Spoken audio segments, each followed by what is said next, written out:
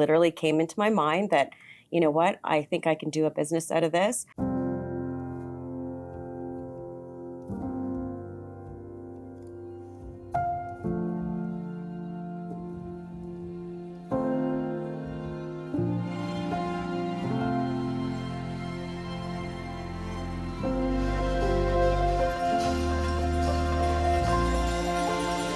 So Sarita, we're here today to talk about your story, and you run a charcuterie business, which brings people together over food, and it's amazing, but I don't want to talk about that yet. We're going to get to there.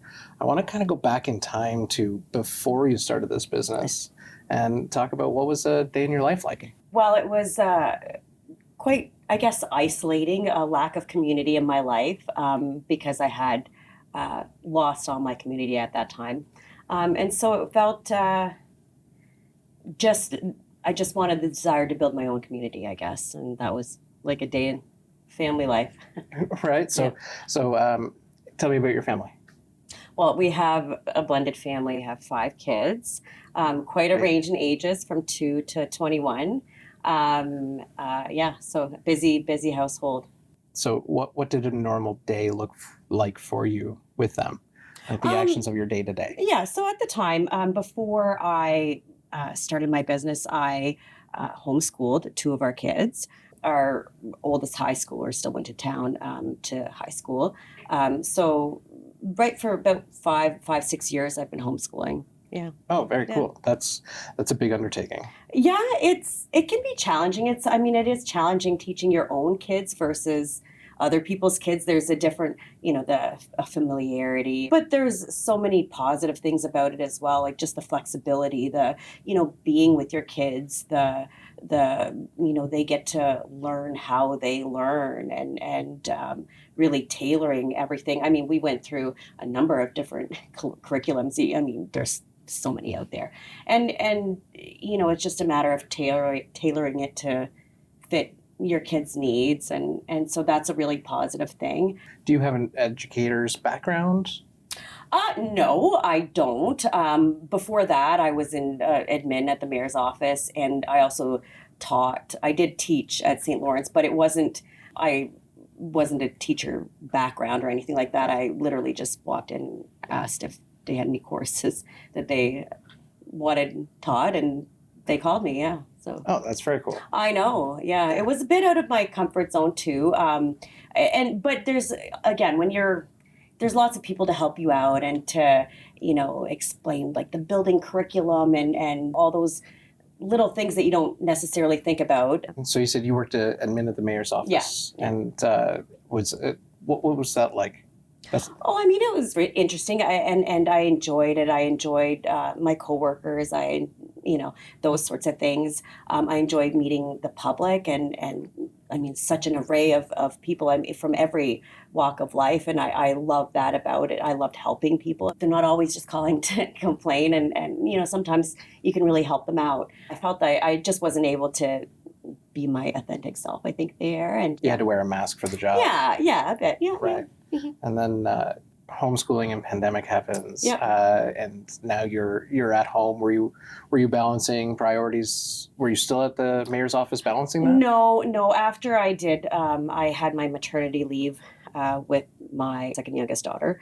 And at that time, after the maternity leave was over, it was, my husband and I talked about it, and it just didn't feel right going back. And so that's when we had decided, I was just going to stay home.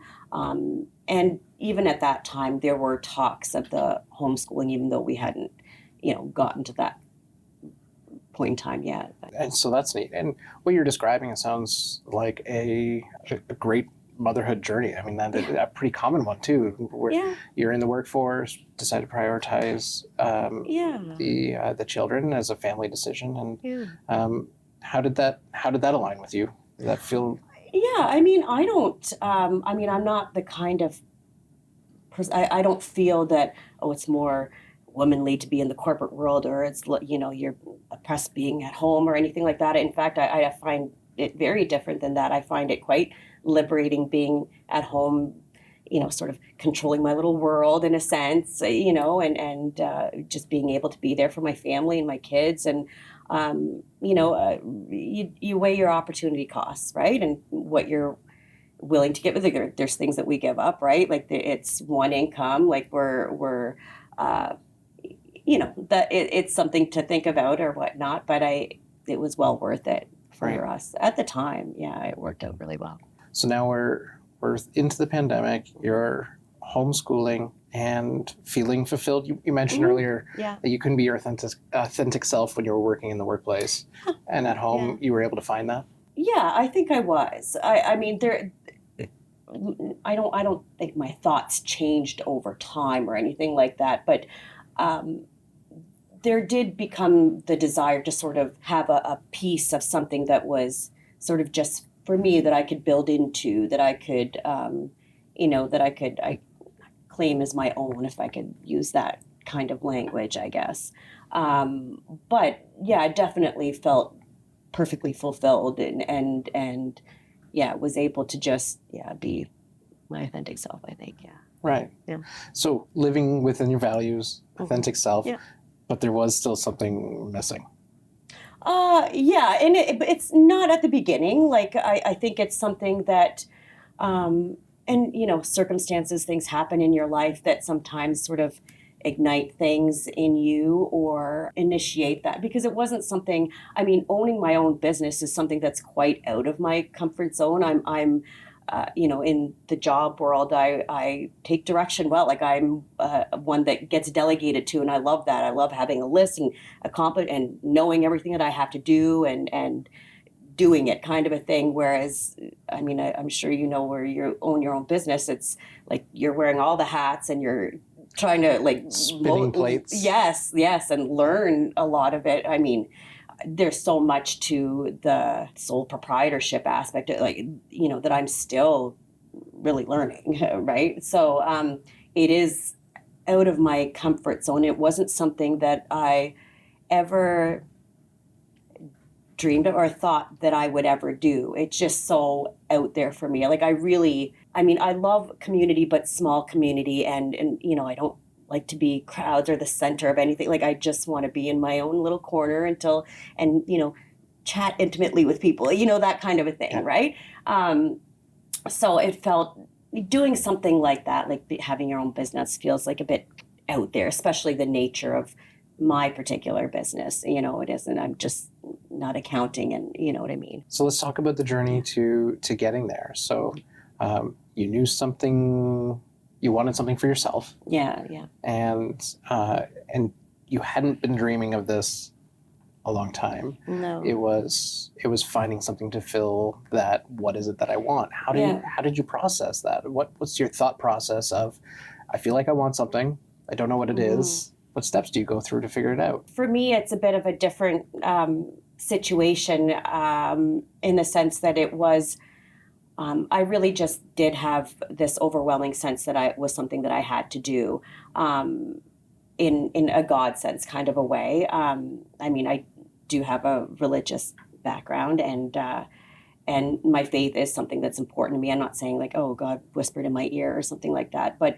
it was, things that were sort of dropped along the way for me, and just that overwhelming push that I just wouldn't naturally have on my own. I just would have probably shied away with it, and just not proceeded with. I would have just been too scared to do it.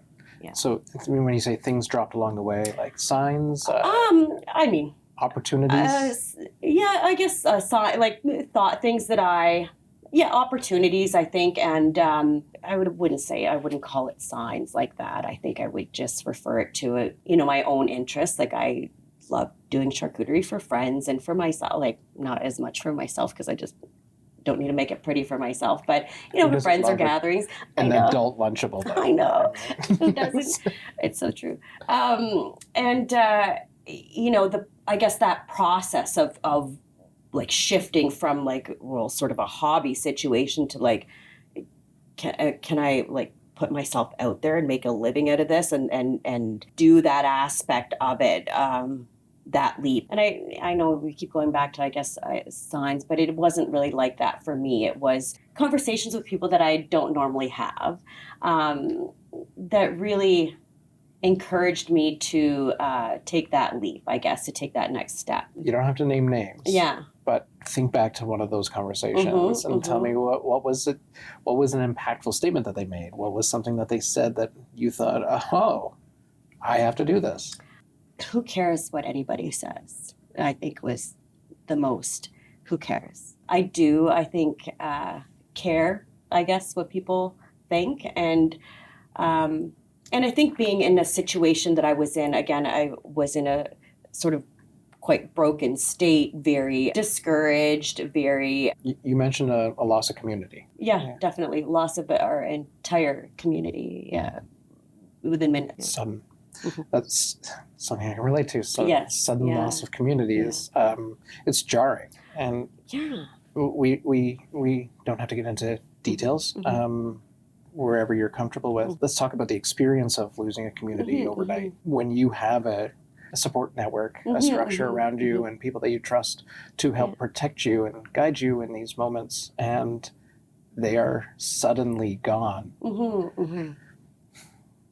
I don't want to say how did it feel, but let's talk about some of the emotion around that fear, uncertainty.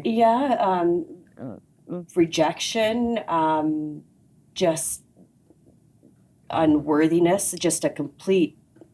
It is incredibly jarring. It's just such and it's something that you don't ever really think about, or you don't really plan for, so to speak. It's very discouraging, very isolating, very... On another side, though, like I know more, like I learned a lot from that, right? Like I have a very small community, of close community of I guess a community that I would, share deeply with. I've learned to value that smaller community far more than, tons and tons of acquaintances or people that aren't really your friends, or you know what I mean? Right. Yeah. Your circle. And then there's your circle. Finding the real ones. How that's so important to the journey. I don't want to characterize the loss of community as a bad thing, because it opens the doors to the real community that you are meant to be surrounded by.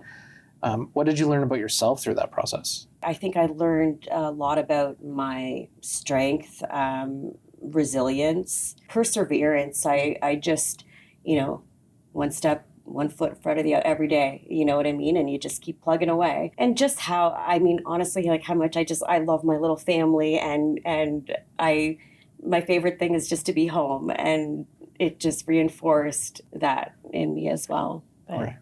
So reeling from loss of community, finding your strength and your resilience, figuring out what the next step was. What was the next step? For a while, there were no steps. It was like we were stagnant. But internally, you're healing, though. And I think, and not right away, but it didn't take me forever. No, I very quickly found just a small group, or even, at first I just had a couple of friends that I really leaned on and just appreciated having them around. And then just building that little community was a big step in the healing process, just being able to share my experience and being, validated, even just your self-worth being validated. I think that really helped. Again, the loss of community, the building of a new community, really helped in that healing process for me anyway.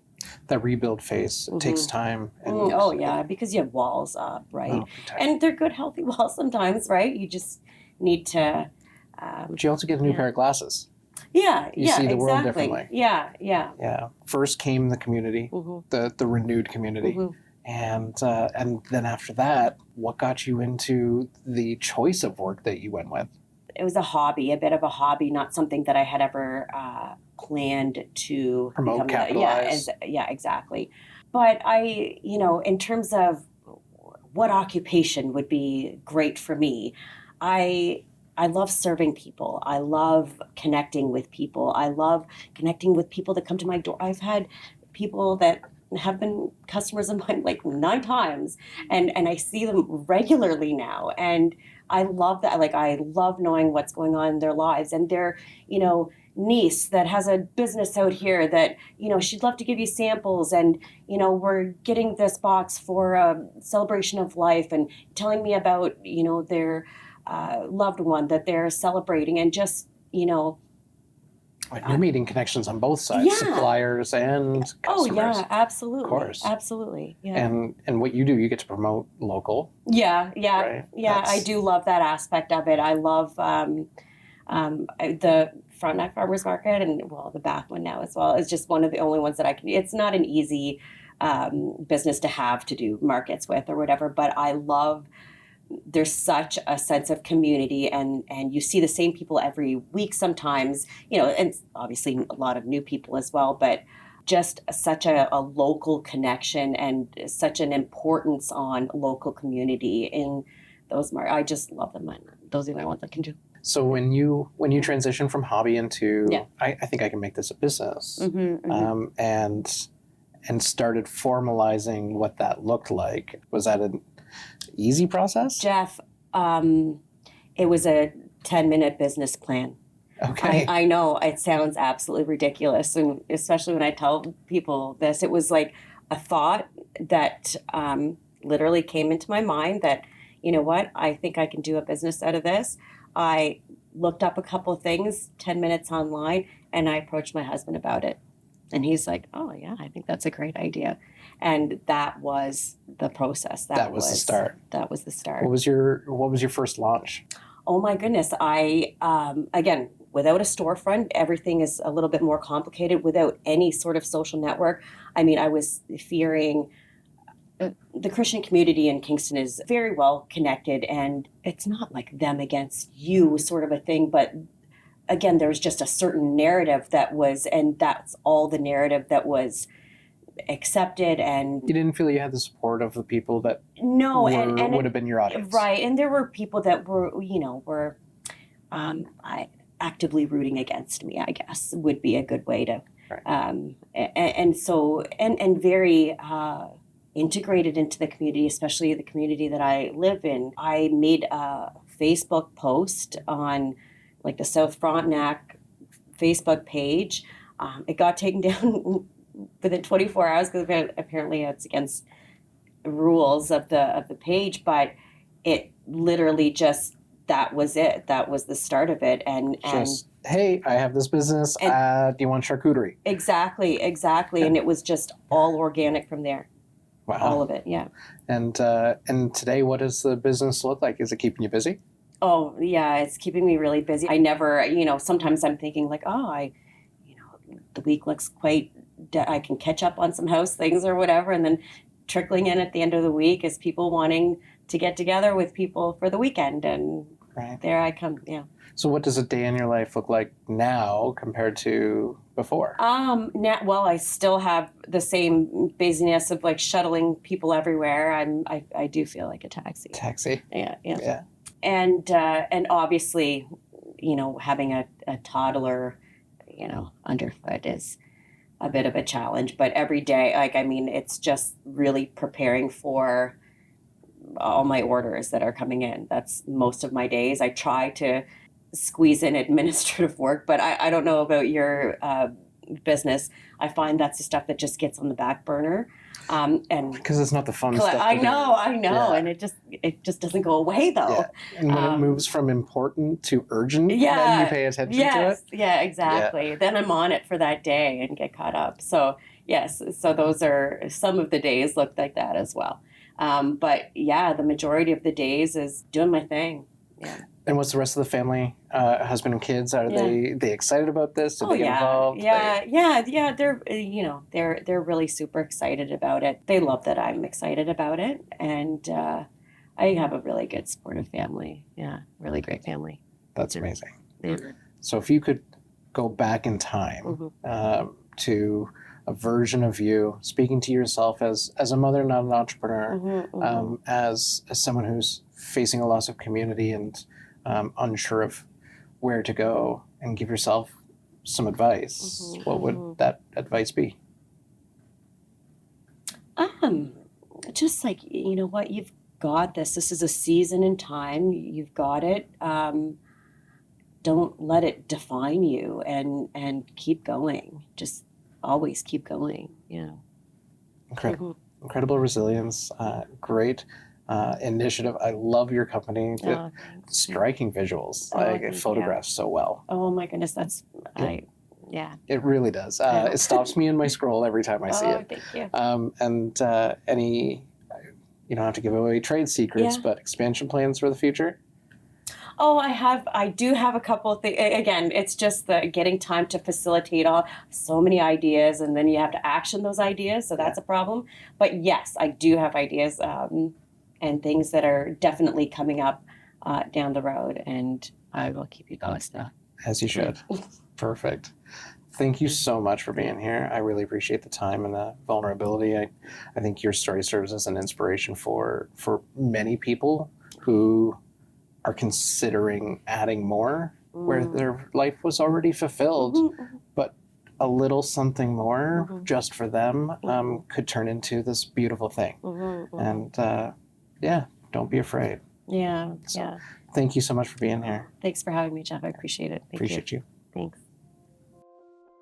For anybody who doesn't know, your name is Rich. My name is Rich. And your grandfather is Norm. Yes. Was Norm.